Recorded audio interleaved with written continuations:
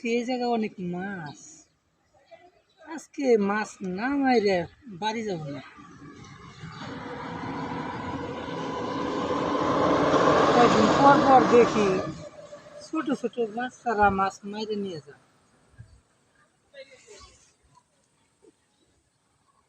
we,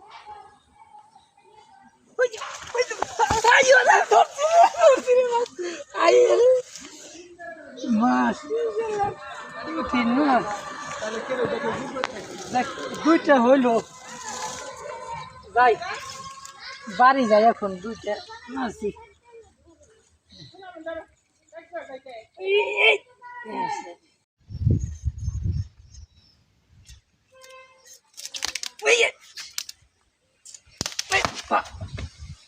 নিজের হাতে মাছ মারা তো